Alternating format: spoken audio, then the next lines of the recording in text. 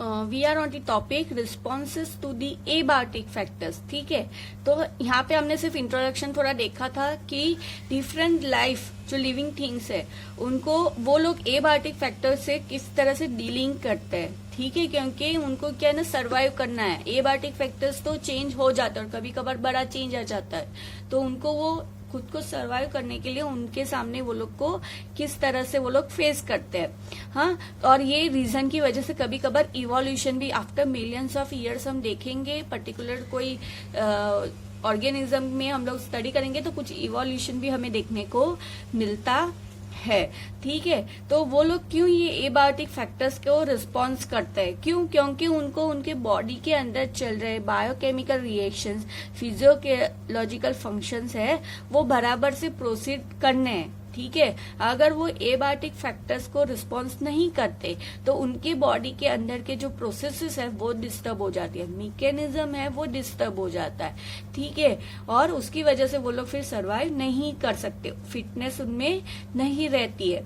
ठीक है, तो इस पे हमें ये यहाँ पे एक छोटा सा ऐसे दिया हुआ है, आपको डायग्रामेटिकली कुछ रिप्रेजेंटेशन दिया हुआ है जिसमें 2 लेवल्स दिए हुए हैं, internal level and external level. ठीक है, एक्सटर्नल लेवल, ये इंटरनल लेवल क्या है, जो हमारे बॉडी के अंदर जो टेम्परेचर रहता है। हाँ, और एक्सटर्नल लेवल क्या है, जो बाहर में जो रहता है। ठीक है, एनवायरमेंट में जो रहता है। ओके, तो इसमें ना डिवाइड किए गए लिविंग थिंग्स को conformers, regulators and partial regulators में डिवाइड किए गए। ओके, अभी रेगुलेटर्स किसको बोलते हैं? रेगुलेटर्स वो होते हैं, जनरली वो वर्टिब्रेट्स आते हैं, लोअर वर्टिब्रेट्स आते हैं, मैमल्स आते हैं इसके अंदर। वो लोग क्या करते हैं, बाहर अगर टेम्परेचर बहुत चेंज हो रहा है, ठीक है, जैसे कि बहुत ठंड हो रही है, हाँ, तो रेगुलेटर्स क्या करते हैं, अपने बॉडी का टेम्परेचर वो हिसाब से वो लोग बढ़ाते नहीं है। मतलब वो लोग क्या करते हैं, अपना बॉडी का टेम्परेचर तो वो एज इट इज ही रखते हैं। ठीक है, पर वो कुछ आर्टिफिशियल मीन्स या कोई नेचुरल मीन्स से प्रोसेस ऐसे कर लेते हैं कि उनके बॉडी का टेम्परेचर वैसा का वैसा ही रहे। बाद में हम लोग ये पूरा स्टडी करेंगे तो थोड़ा क्लियर हो जाएगा आपको।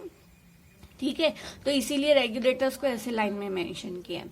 कन्फॉर्मर्स देखो, जैसे जैसे बाहर का टेम्परेचर बढ़ रहा है ना, ये लोग क्या होते हैं, इनवर्टिब्रेट्स इसमें आते हैं। ये लोग अपने इंटरनल लेवल्स को भी, अपने बॉडी का टेम्परेचर भी वो हिसाब से बढ़ाते रहते हैं। इसीलिए देखो, ये कंटिन्यूस बढ़ रहा है तो ये भी बढ़ रहा है। पार्शियल रेगुलेटर्स जो होते हैं वो क्या करते हैं, कुछ टाइम तक तो वो जैसे एक्सटर्नल लेवल बढ़ रहा है तो उनका इंटरनल लेवल भी बढ़ेगा। ठीक है, फिर वो लोग कांस्टेंट हो जाते हैं, फिर नहीं बढ़ेगा। देखो स्ट्रेट लाइन चल रही है ना, वैसा। ठीक है, तो इसको पार्शियल रेगुलेटर्स बोलते हैं। ठीक है, तो अभी हम लोग स्टडी करेंगे।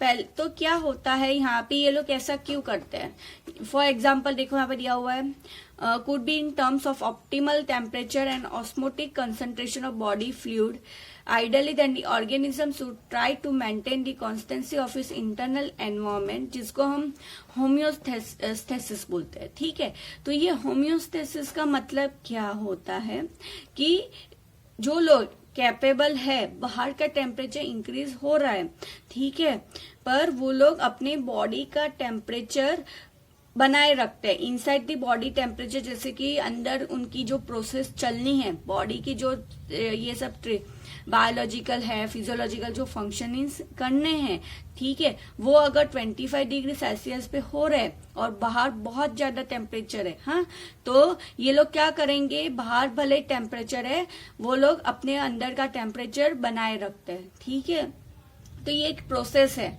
होम्योस्टेसिस क्या है, द प्रोसेस है by which body reacts to change in order to keep the condition inside the body. कैसे रिएक्ट करते हैं, फॉर एग्जांपल मैं बता देती हूँ कि बाहर बहुत गर्मी है, ठीक है, बहुत गर्मी है, तो क्या होगा, हमारे बॉडी में से वो स्वेटिंग स्टार्ट हो जाता है ना, बहुत गर्मी होती है बाहर तो स्वेटिंग स्टार्ट हो जाता है। स्वेटिंग क्यों स्टार्ट होता है कि सारी जो हीट है वो निकल कर हमें कूलिंग इफेक्ट मिले। ठीक है, कूलिंग इफेक्ट मिले, इसीलिए हमारे बॉडी का टेम्परेचर बना रहता है। आर्टिफिशियल की बात करें तो क्या होता है, अगर बाहर बहुत गर्मी है तो हम जाके एसी के पास बैठ जाते, कूलर के पास बैठ जाते, ठीक है, तो क्या होगा कि हमें इतनी गर्मी नहीं लगेगी और टेम्परेचर बना रहेगा। तो ये है, ठीक है, जिससे वो लोग बना लेते हैं अपने बॉडी का टेम्परेचर, तो उसको होम्योस्टेसिस बोलते हैं। Despite the varying and external environmental condition that tends to upset is homeostasis। भले ही एनवायरमेंटल टेम्परेचर जितना भी वेरी करे वो लोग अपना टेम्परेचर बनाए रखते हैं, by artificial means or by the natural means. Okay, यहाँ पे suppose a person is able to perform his or her best when the temperature is 25 degree and wishes to maintain it so on even when it is the very hot or a very cold outside.